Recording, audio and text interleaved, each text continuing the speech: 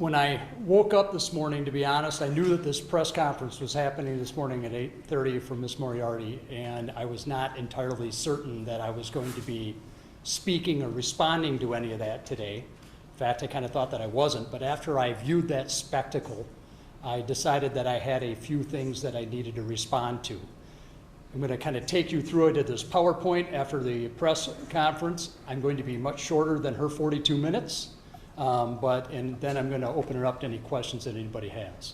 So first of all, what I heard today is, oh my gosh, there was all this new evidence that the defense team put in front of us. We had no idea that Ryan Londrigan was actually acting to save a partner. This was the notice of defense that we filed with the court on the day that Ryan Londrigan was charged. January 24, 2024. What did it say? As will be shown at trial, if trial proves to be necessary, because frankly I put that parentheses in there just because of this. I didn't think that anybody, frankly, could be dumb enough to pursue this case this long. Trooper Londrigan employed the use of deadly force against Ricky Cobb to protect, one, Trooper Brett Seide from death and or great bodily harm, and secondarily, himself from death and or great bodily harm. Was there something ambiguous about this?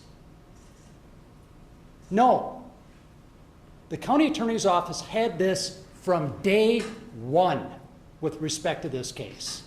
And for her to come out now and say, oh my gosh, I had no idea that the defense was hiding this great evidence, is just plain absurd. Second, Ricky Cobb was never told that he was under arrest, and Cobb was surprised by Londrigan opening up his car door. Well, let's look at that. Here is the criminal complaint in the case. All right, this is something that Hennepin County drafted that Mark Osler, on behalf of Mary Moriarty, signed. What does it say? There's a statement of probable cause. Top of the second page, when you say step out of the vehicle and you're going to explain it to me, and then you all, Trooper A injected by stating for the first time, this is a lawful arrest. At 2:16:57 a.m., just as Trooper A told the victim that he was under arrest. This is her own document. Yet she wants to look you in the eye and say he was never told that he was under arrest. A BCA agent, Tom Roth, who I happen to know didn't even get the courtesy, like the defense team, that they were dismissing this case, swore to this under oath. Mark Osler signed this on behalf of Mary Moriarty. Yet now she's saying, no idea, right? Next.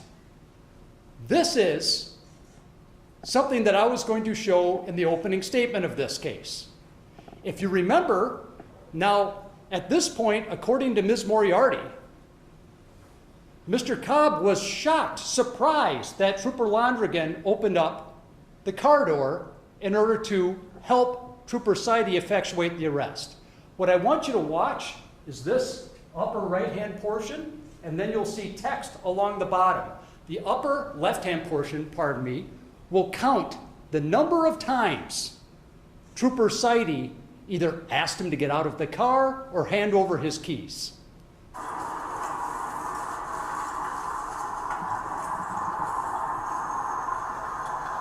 How you doing, my man? I'm gonna need you to step up, okay? We're gonna grab some stuff to talk about. We just have some stuff to talk about. So I'm gonna... Every time y'all talk about, Alright, you got some stuff to talk about, y'all take me to the what? There's some stuff to talk about. Mr. Ramsey County just has to have some stuff. Yeah, hold on. Never. Okay, just... No, because I'll call my attorney right now. Hey, is there no funny shit? Okay. If y'all talking about that shit with Attorney Young, But you have to step out, okay? hold on, is it a warrant? No, it's not a war. I need you to step out. Hold on. I'll spit it all out when we get on the phone. Hold on, because y'all think there was some funny shit. Y'all keeping it up with me, bro. But if y'all think there was some funny shit with me, y'all can tell me right now. Something called out my attorney. You hand me the keys. Can't hang my keys. Hand me the keys to the vehicle. Why? Hand me the keys to the vehicle. Why? Just hand me the key. Y'all keep it up with me, bro. Y'all pull me up for my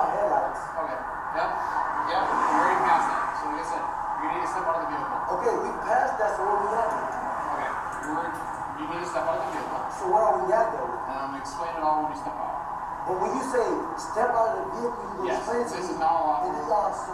This, and you can 15 times, not counting, this is a lawful order. 15 times Trooper Seide asked him to do that before Ryan Londrigan opened up the passenger door, because as you can see, Trooper Seide was repeatedly trying to open up the driver's side door and it was locked. Yet now, she wants to come here and claim, surprised, that he was opening up a car door to effectuate an arrest. The next point, he could have done nothing. This is part of the oath that every Minnesota State Trooper takes when they take their job: to help those in danger or distress, and, if necessity arise, lay down my life rather than swerve from the path of duty. This is at the core of this matter, because it's not just this matter. She's denigrating the first responders over and over again today. These men and women are doing this every day for us. I don't want to do it. I don't think Paul, I don't think Lou, I don't think Sean, I don't think Mark, I don't think anybody in here wants to do this job, particularly in Hennepin County right now. But to ask Ryan Londrigan to do nothing in this circumstance, this is another frame-by-frame analysis. Right before Ryan Londrigan, now Mr. Cobb had already moved his car forward once and briefly stopped. As you can see, this is Mr. Londrigan's body cam. Mr. Seide is practically in the car, and as you can see from Trooper Erickson's body cam, that is Trooper Seide right there. His knee is in the vehicle, and it was taking off. How do you stay consistent with that duty, with that sworn duty that you did, that I will not swerve from the path and putting myself in harm's way in order to protect somebody else? How do you follow that duty and just stand back, put your hands in your pockets and say, well, Brett Seide, looks like you're going to have a bad day? Unless there be any doubt here about whether or not Brett Seide was dragged, you can see in the public video, after he was dragged, what did he say? Without talking to a lawyer, without talking to his commander, without talking to anybody, what did Brett Seide say? I just got fucking dragged.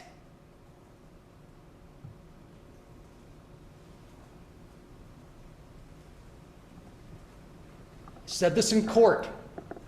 Trooper Londrigan heard Trooper Seide get a COPS alert. That stands for Keep Our Police Safe. This is an internal database that police have. This is the database where they learned that Trooper Seide had a critical hit after he put in the license plate number on Mr. Cobb that told him that there was an outstanding violation, felony violation of an order for protection. Now, what Trooper Seide didn't know at this point, Ricky Cobb had already been convicted of felony domestic strangulation. He also didn't know that he had a gun in his car. And what I heard today is that that was irrelevant. Well, do you think that might have had a bearing in why, when Trooper Londrigan opened up that car door, that Ricky Cobb took off? He was a felon in possession of a firearm, and the troopers were just about to enter that vehicle and find it. For them to say now that that's irrelevant, I have spent so much time on this case dealing with Alice in Wonderland, I feel like I have been living on the other side of the looking glass. To quote the great Ron Burgundy, am I taking crazy pills here?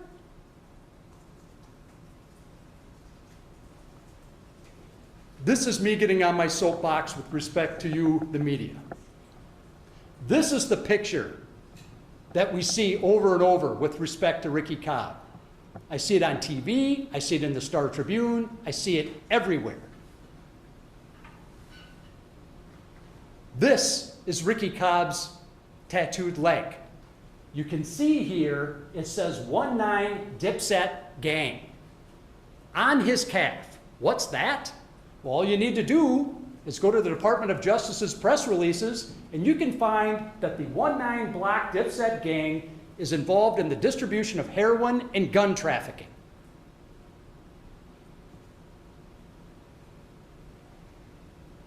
This is Ricky Cobb's, one of his 3 Instagram pages that he set up. That's the profile picture that he chose. That is Ricky Cobb.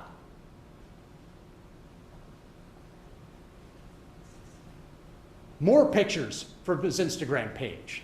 Now let's also remember here too, that this is a man wanted for a felony violation of order for protection that had already been convicted of felony domestic strangulation.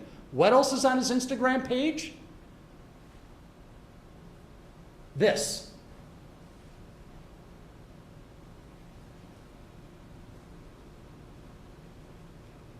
Does anybody from the county attorney recognize this one iota? What I heard over and over again today is, I am so sorry for the Cobb family. How about somebody being a little bit sorry for what Ryan Londrigan had to go through? How about one apology from the county attorney for putting him through this mess? That is the picture that I'm hoping that all of you from the media show. This is the picture that Ricky Cobb chose as his profile picture. Respect him by putting up the picture that he chose.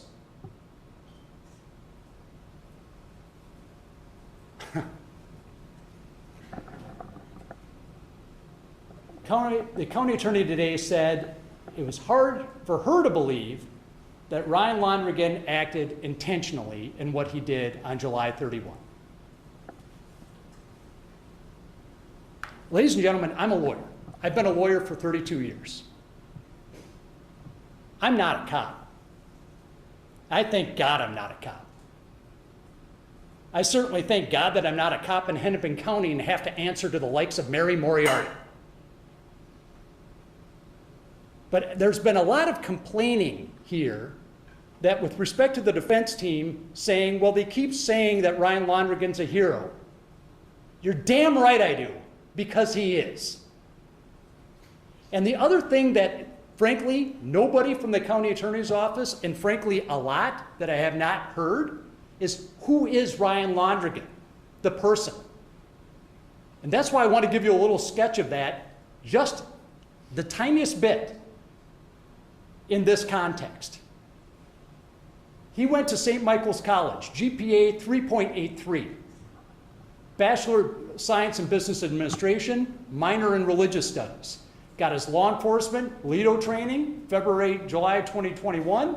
August 2021, got his post training, State Patrol Academy training. He finished on October 22, 2021. He began his solo patrol beginning on February 2, 2022.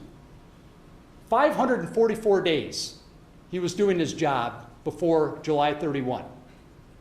544 days. Keep that in mind as I'm talking about what's coming up. He won the Outstanding Rookie Award from Mothers Against Drunk Driving. One person wins that award. He won the hat trick recognition, that's for 3 DUIs in a shift, 4 times.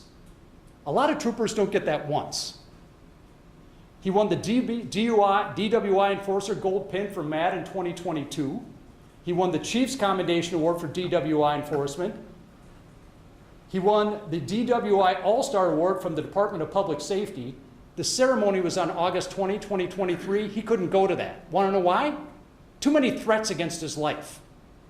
The colonel said, we don't want you there because you could get hurt. DWI Enforcer Award Bronze Pin 2023. pause on that. The DWI Bronze Award is for the amount of DUI arrests that you've done in an entire year. In 2023, Ryan and his young wife, Grace, had a little boy. Ryan took about 3 weeks off for paternity leave.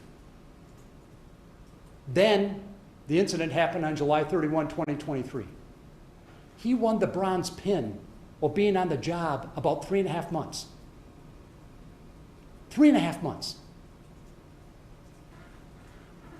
This is the guy you want coming to your house when you really need a cop. It has been my honor representing this young man.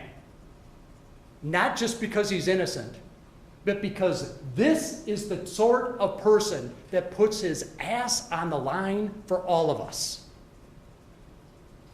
And for her to stand up in the 20-something floor of the Hennepin County Government Center and say, well, I doubt that he was acting intentionally. Yeah, that's because you've never done it. And I haven't either. But the difference between me and her, I respect them. And I respect the training, and I respect the badge. And I wish she would show just a modicum of that respect towards not only Ryan Londrigan, but the other troopers as well.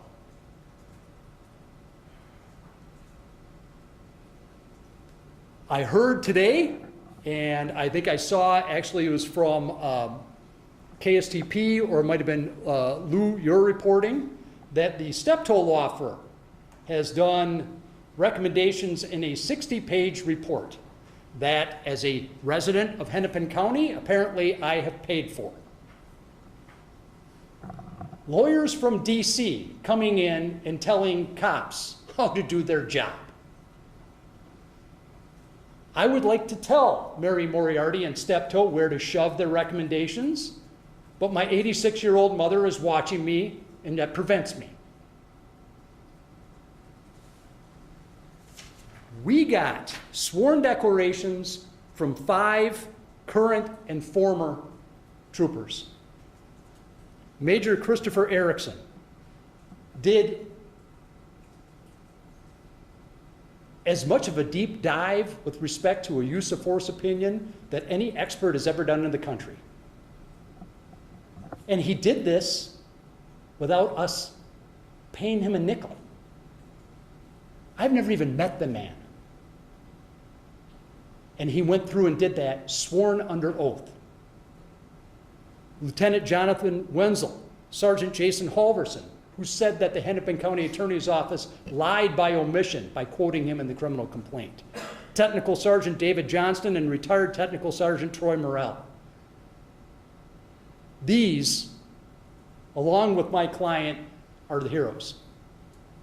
And for the Hennepin County Attorney's Office to come out right now and say, oh, we can do it better. Here's our recommendations. Shove it. Threats. That's what these binders are here for. Everybody gets a binder today. What I heard a number of times today was Miss Moriarty talk about, oh, the threats that she's received. We just received notification here a couple weeks ago that the Steptoe law firm contacted Judge Garcia on their own without notifying us and said they received a threatening voicemail. Somebody from the court then said, you have to tell the defense this. I said, I'm shocked by this because I have received these voicemails. I never thought to bother the court with them. They called the FBI. I never even thought to call the FBI on them because I've dealt with this in previous occasions, and most of these people are a lot of talk and internet posts. But as you'll see in these binders, that's not true with respect to Ryan Londrigan. He's had people drive up outside of his house and take pictures of it.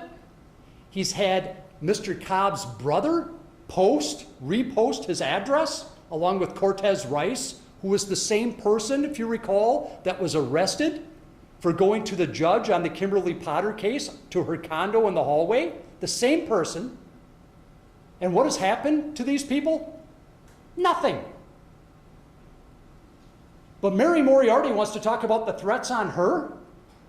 The first thing that I did when I found out about this case being dismissed yesterday was called Ryan and Grace Londrigan, told them the news, and said, remember that go bag that I told you to pack? Go. They can't stay in their own home right now because of these threats.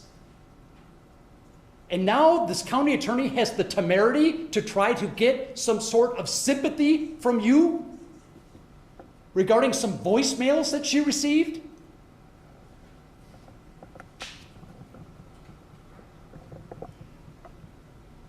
That's all I have.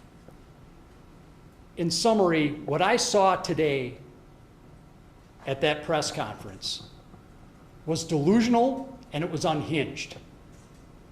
And it was remarkably unfair to my client. He deserves an apology. He deserves an adult to stand up and say, you know what? I messed up since day one.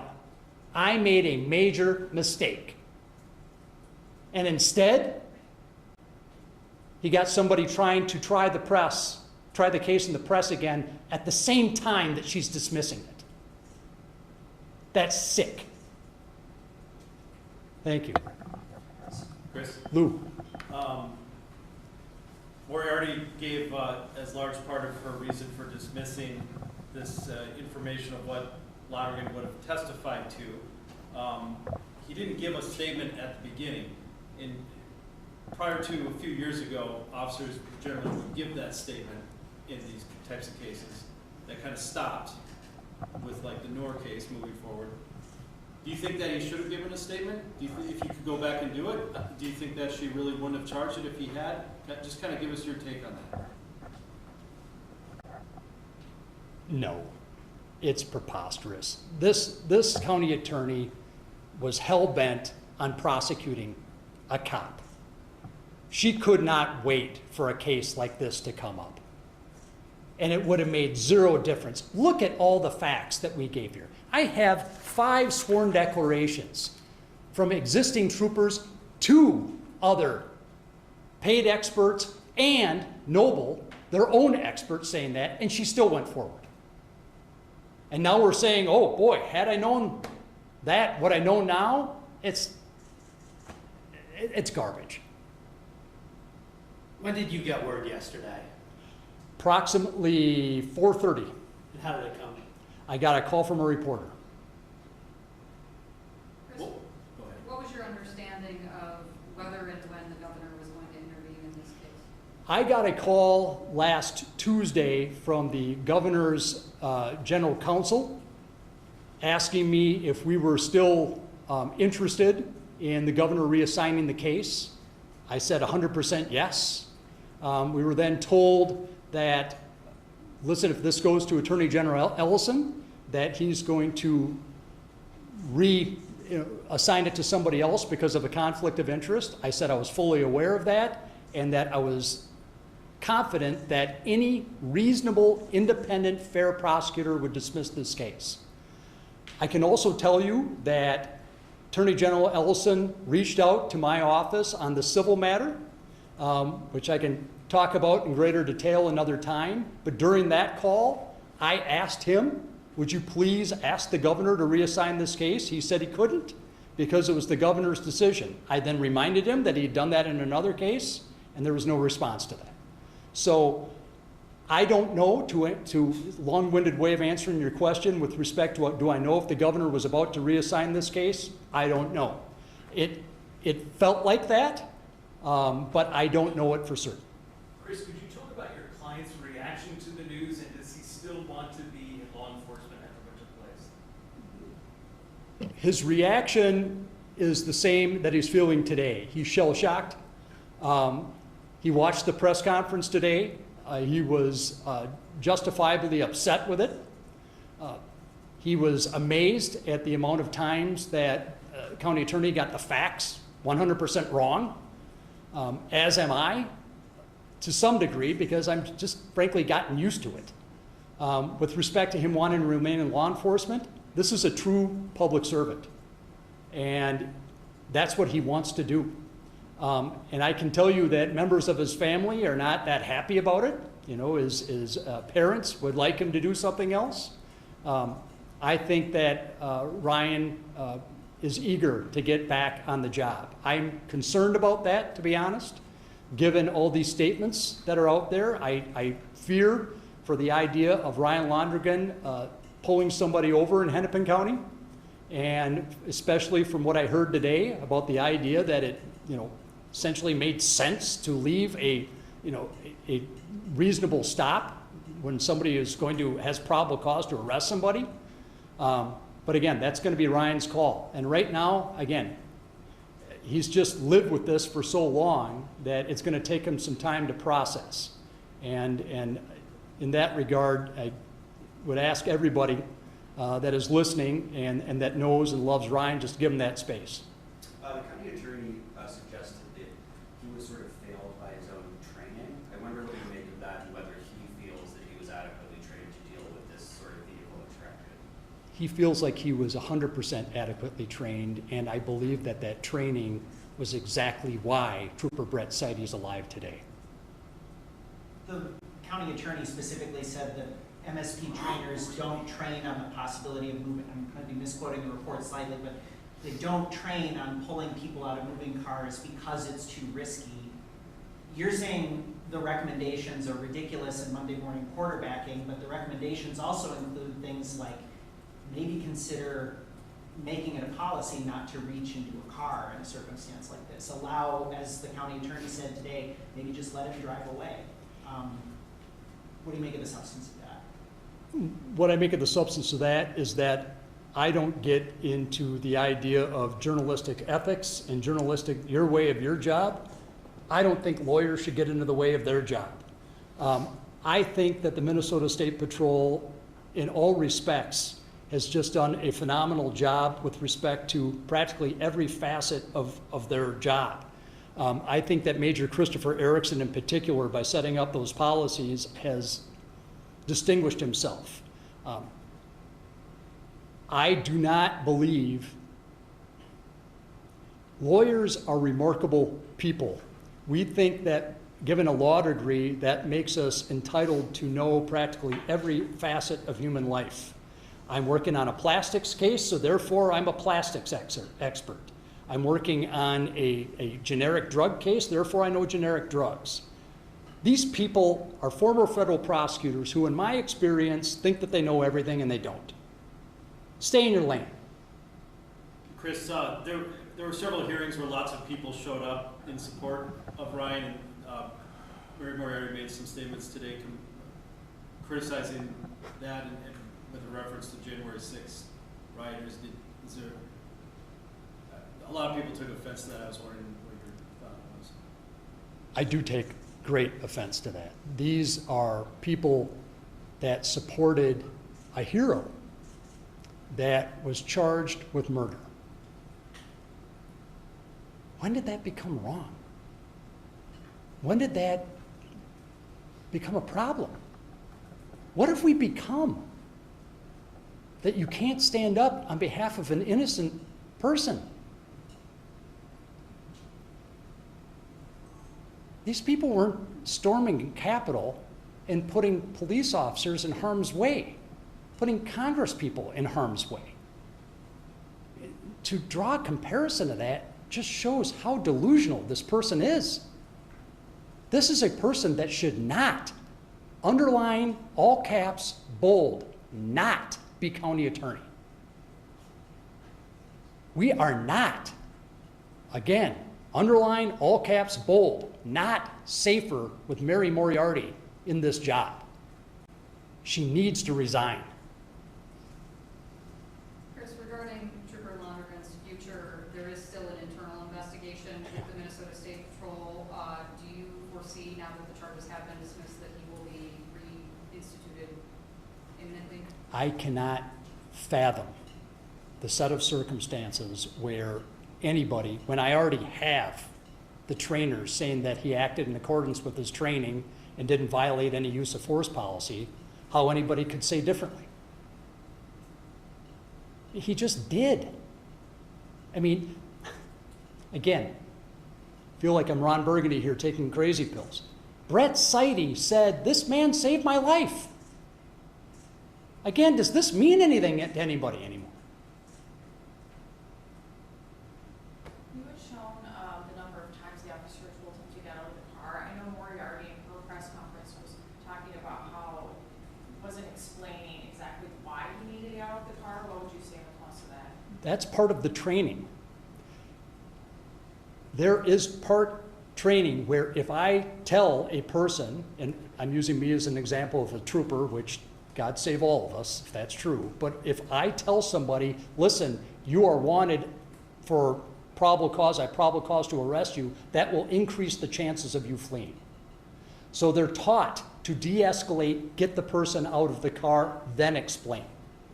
Now, you could see, and I don't know if you heard that at the very beginning, Mr. Cobb, but this is going to be another thing that I was going to point out at trial. The first thing that Mr. Cobb says, every time y'all want me to get out of the car, you arrest me, but for what now? He had experience with being arrested. And again, that is something that is going to go into Trooper Seide's mind when he hears something like that, to know, hey, listen, I should not be providing so much information here to somebody because they might be fleeing. Now, again, what happened, his fears about him fleeing, it occurred. This is not theoretical. It just occurred. So, again, I just don't know how many different ways to explain this other than to say, look at the video. One of the questions I know that somebody's asked me, and I believe it was you, Paul, with respect to the reaching for the gun. I mean, again, the notion that this is somehow new information astonishes me. It's in the video. It was one of the very first things that I saw before I even spoke to Ryan Londrigan. You can see Cobb's hand go up and over. The frame-by-frame analysis shows this. So, with respect to the county attorney then saying, boy, the defense gave us that was a bombshell. Do your job. Here's an idea. Here's my recommendation to the county attorney. Only prosecute people when you have the facts and the law. And look at the facts before you charge somebody. It's not particularly difficult. There's a reason why prosecutors have a high conviction rate. Sorry, I didn't mean to get mad at you, so I'm apologizing. Does Trooper Londrigan regret anything about what happened that day? I think, like any other person, if Trooper Londrigan didn't go to work that day, I wouldn't be having a press conference responding to a county attorney. So, but does he regret with respect to any of the actions with respect to Mr. Cobb? 100%, zero, none. Anything else? Thank you all so much for coming. Appreciate it.